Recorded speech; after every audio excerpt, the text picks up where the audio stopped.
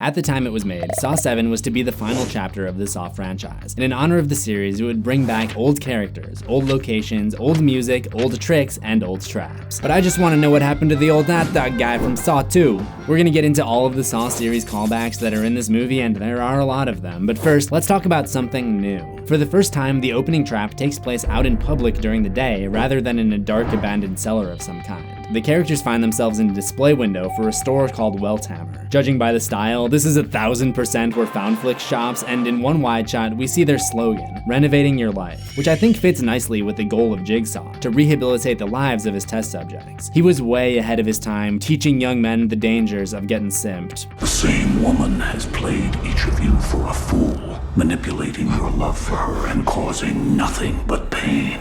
She is toxic.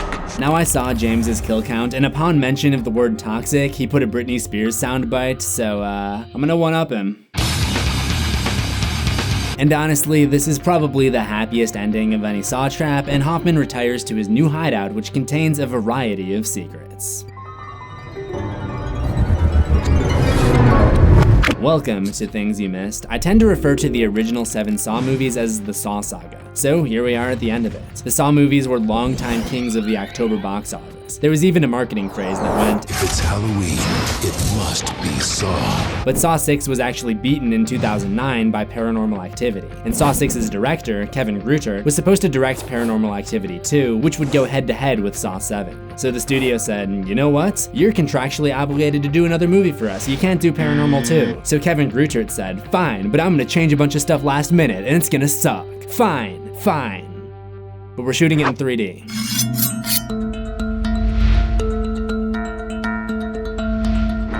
Hoffman's hideout is filled with the stuff we've come to expect to find in a Jigsaw workshop. Billies, piggies, and mannequins. This mannequin could be wearing the prototype of the harness that Dina wears in the opening trap. I've pointed out clues about the location of the Saw saga throughout this series, and most evidence has pointed to the setting being a fictional version of Newark, New Jersey, while others seem to point towards New York City. The newscast mentions a storm hitting the East Coast, but Hoffman's driver's license looks to be more inspired by a New York ID, unlike the license plates, which seem to be more New Jersey. One thing's for sure, that's gonna be a disgusting omelet. Also, the money that he's putting in his bag at the end of the movie says Bank of New York on it, so take that as you will. The TV mentions 7 survivors found from the zoo game of the last movie, but by my count, we've only got 6. Pamela Jenkins, Brent Abbott, Tara Abbott, Addie, Emily, and Shelby. Unless they're counting Jill Tuck, but she wasn't actually part of the game, so I don't really get that. Another point that I mentioned about the location in the last video was that the TV station starts with the letter W, which signifies a channel in the eastern United States, whereas K means western states. The TV station where Bobby Dagan has his talk show appearance is KWGA-TV, so I think he filmed the interview in another city shortly before traveling back across the country for the Survivor Support group. The host actually does mention that he's on a national tour. Welcome back. We're live with Bobby Dagan, whose national tour Survive, My Story of Overcoming Jigsaw, rolls into town this weekend. She's also got a Buddha statue on her set, just like the one seen by John's deathbed in Saw III. But what's more interesting about this talk show is the title of it, Daybreak with Donna Evans. The previous year, there were a number of horror movies distributed by Lionsgate, one of which was called Daybreakers, which was a pretty good vampire movie with just one part that just... I'm gonna roll the clip.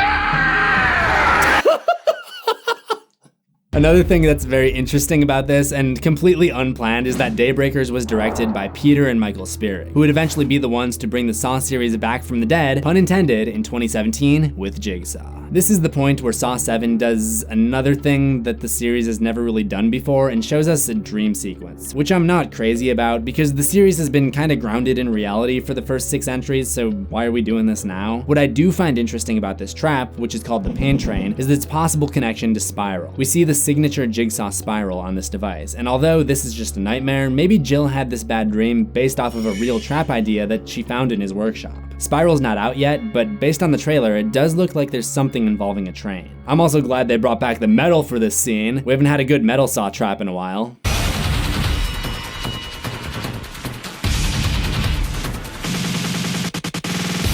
Also, I can't show it for multiple obvious reasons, but after she's torn in half by the pain train, you can just see her boobs for half a second, just hanging there on opposite sides. Didn't notice that the first couple times I watched it, but feel free to pop in the Blu-ray if that's your thing, I guess. Last episode I pointed out how she still had pictures of John in her apartment, which could be used to explain why she was willing to carry out his plan, because it looks like there are still some feelings there. She's got a shot of him by her bedside too, and she still sleeps on one side of the bed. This movie's all about her trying to stay safe from Hoffman, but I don't think wine and pills are the best way to go when you're trying to stay alive. After this, there's a time skip forward to the next Jigsaw trap, and the main victim is this guy named Evan. If he looks familiar, it's because he's played by Linkin Park frontman Chester Bennington. Apparently one of the guys in his band lived next door to Saw producer Mark Berg, and the rest is history. Evan and his friends would not make it out of this trap though, and so would not get to participate in the Jigsaw Survivor Support group, which contains a whole bunch of cameos from characters who survived in movies past, and many of them look different than they did during their initial tests.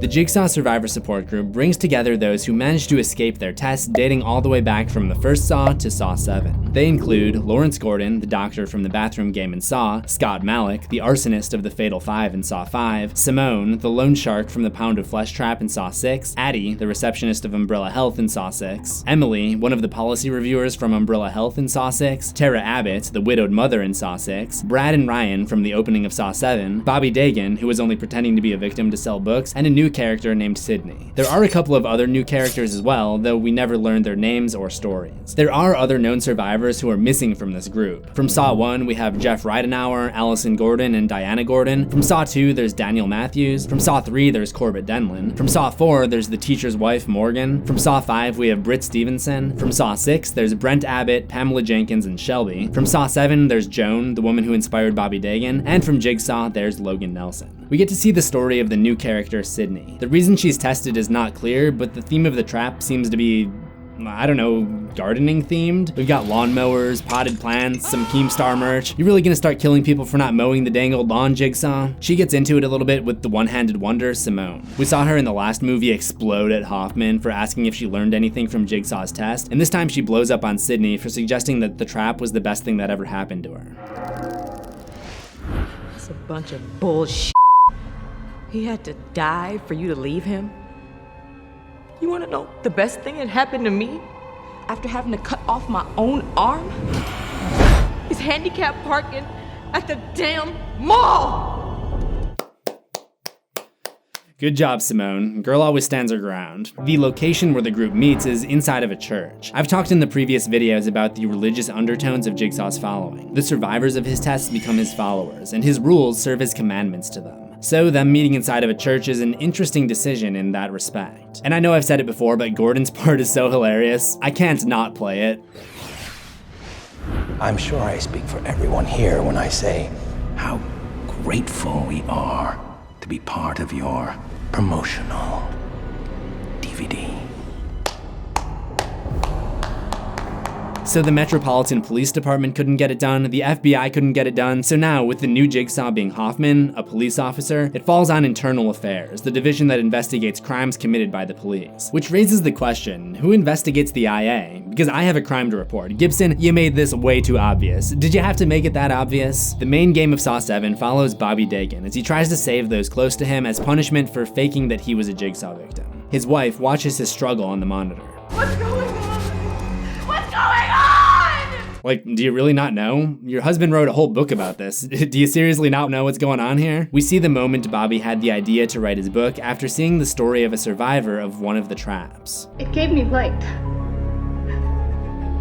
That pure moment of absolute horror gave me light, and as wrong as this may seem, I'm better for enduring it. It's interesting the way she words it, that it gave her light, because John talks about the idea of enlightenment for his test subjects from the very first movie, and lights were used as a symbol of this at the beginning of each film. As Bobby continues down the IKEA path, he discovers his own motivational phrases being mockingly displayed against him. We know this because the title of his book is an acronym, Survive. We can't really see the text on the book cover, but if we take the first letter of the phrases graffitied on the psychiatric hospital in the order that they appear, it spells out the word survive. Put it all together and you get start your life anew, understand your problems, redefine your priorities, verify your self-worth through commitment, ignore your detractors, value your loved ones, embrace every day as if it is your last. There's also a theme that connects each room throughout the game. Bobby's associates enable his behavior by knowingly supporting his lie. Throughout the series, there have been many examples I've pointed out of John pulling ideas from Asian culture, and the traps in this game connect to a Japanese legend known as Three Wise Monkeys, a 17th century pictorial maxim meant to teach its audience not to ignore when they see someone commit a sin. The three monkeys are Mizaru, translating to see not, Hikazaru, which means hear not, and Iwazaru, speak not. In the tape for each of the games in Bobby's trial, Jigsaw mentions that his associates must speak no evil, hear no evil, or see no evil in order to pass. The first room contains a trap for his publicist, Nina. She has been your publicist for years, knowing your lies, but choosing to speak no evil.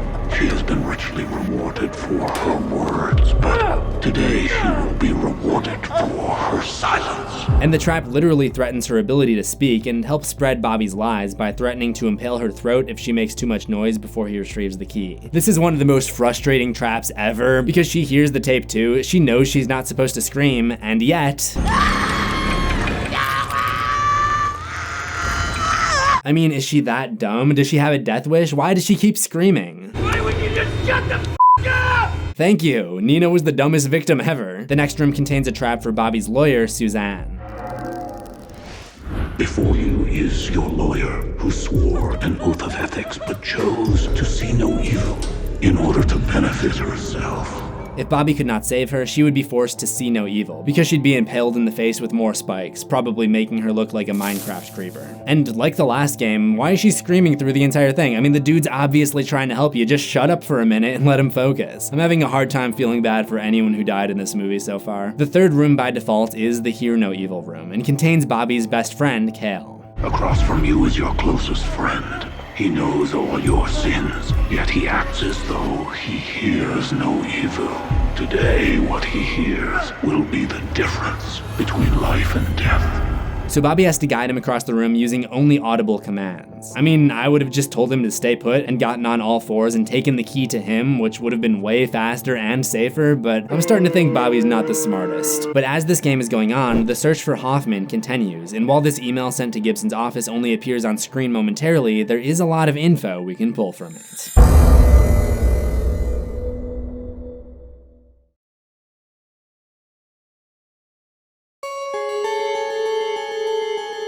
Hoffman sends a DVD, not a promotional DVD mind you, to Gibson's supposedly secret safe house. The disc is named Scene 57 VHS Edit 4x3. I wish I could say this was a callback to the first movie where we saw the label that says Saw bathroom set, and by doing this they're bringing the series somehow full circle, but this is kind of inexcusable 7 films in 7 years type of stuff. With the location of the safe house compromised, Gibson decides to move Jill to a holding cell in the police station for safety. He comes in to ask her a question, interrupting her reading this blank book.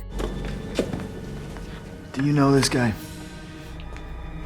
Hoffman sends another video, this time over email, and if we pause on the screen, there are a few things to note. The most recent email is obviously from Detective Hoffman, but the one before that is from Soren Popescu. Those of you who've been following all of my Things You Missed in Saw episodes will remember that Soren is the first assistant art director of these movies, but his name has appeared as an Easter egg in Saw V and Saw VI, so I've been piecing together a backstory for him. Based on the previous appearances of his name, we determined he was a doctor from Norway who was a victim of a crime while visiting the US. Seeing as how he's now sending files to Matt Gibson of Internal Affairs, I would have to say that the crime committed against him must have been committed by the police. Maybe he was subject to some Eric Matthews police brutality! The other guy emailing Gibson is Brent McGillivray. This is the first time we've seen that name, and he's credited as first assistant art director and set designer. In the other column here, we can see Hoffman's email address. Now I know there's a lot of debate in the Saw fandom on whether or not Hoffman is alive, so why don't we just send him an email and ask him? To mhoffman@metro.pol. Mark, just wanted to email you to confirm whether or not you are, in fact, still alive. Please email me back if you are not dead. Thanks. I'll let you guys know if he gets back to me. Below Hoffman's email address, we have the date, March 12th. Saw 5 and 6 took place in July 2006, and we can assume Jill's dream took place in the winter on account of all the snow, so the March 12th date puts us in early 2007, which checks out nicely with the 2007 calendar that we saw at the auto body shop. Under that, we see Gibson's email address. Might as well send him something Gibson too. M. Gibson at metro.pol. Hey Gibson, I know you're now dead, but I just wanted to say you were the only good cop besides Carrie, and she's also dead. Rest in peace, man. Rest in peace. The email content reminds Gibson of an event from their past where Hoffman saved his life by mercilessly shooting a junkie.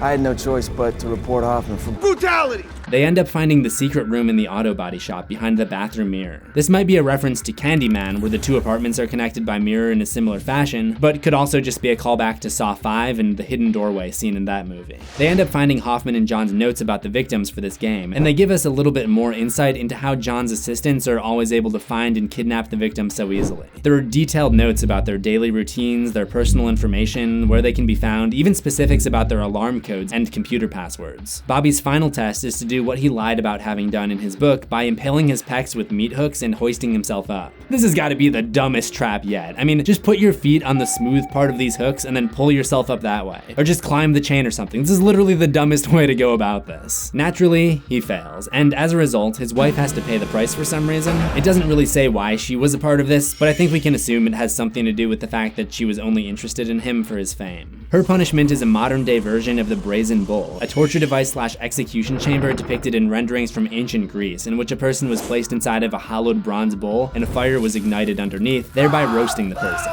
Not in the way I might roast my opponents in Rocket League, but actually roasting them, like the way you might roast your shawarma before sticking it in a pita and drizzling over tahini sauce to stay on the Mediterranean theme of this trap. The Saw version of the Brazen Bull seems to be more shaped like a brazen pig, keeping up with the theme of pigs that has come up time and time again in this franchise. Like the pendulum trap from the 5th movie, there is some debate as to whether or not the Brazen Bull actually ended up becoming a real thing. And that's the last we see of Bobby Dagan. I mean, I guess he's most likely still alive. I'd personally like to see him write another book. The police realize that Hoffman tapped into their security system. He's been watching us the whole time. I think it's not so much that he's a hacker, but more that he's a cop, and I guess they forgot to revoke his access after realizing that he's bad. Or maybe he's actually a hacker. I mean, who even knows at this point? Hoffman had hidden himself in one of the body bags being transported back to the station, and the first person he encounters is the coroner. This is meaningful for Hoffman because this was the same guy that discovered that a different knife was used to cut the jigsaw piece from Seth Baxter, which is what led to Hoffman being caught by the FBI in the previous movie, forcing him to hide out for 8 months. He then goes on a rampage, taking out nearly the entire police station in pursuit of Jill Tuck.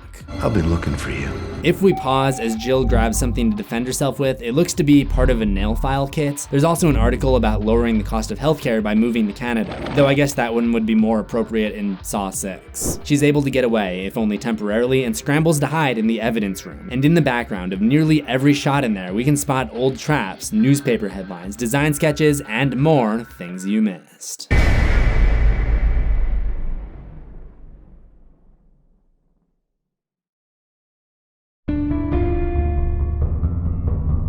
After following the journeys of countless law enforcement officers in their conquest to put an end to the Jigsaw killings, it is only fitting that we near the conclusion of the Saw saga by finally paying a visit to the main evidence room. But fans may choose to see it as more of a shrine to almost everything we have come to know over the course of this 7-movie journey. As Hoffman comes in and turns on the lights, there's a collection of newspaper clippings and magazine covers, including this one, Police Injured During Jigsaw Raid, which details the beginning of the invasion at Wilson Steel Plant from the beginning of Saw II. On the top shelf of this thing, you'll see the head cage that we saw in John's workshop in Saw II, but was never used. From that same workshop is this photo on the back wall, which corresponds to the face mask trap that I theorized to be possibly an early version of the oxygen crusher. And this giant clamp was the device that crushed the janitor, Hank. Just imagine the whole thing being rotated so that the clamps are reaching out towards us. Up in the corner may be the oxygen tanks used in that trap. Hoffman also sees a mannequin from the mannequin factory on Stygian Street in Saw I, where John narrowly evaded Sing and Tab. Another mannequin is seen on the other side of the room. There's also a cart with the scale used in the Pound of Flesh trap, the opener from Saw VI.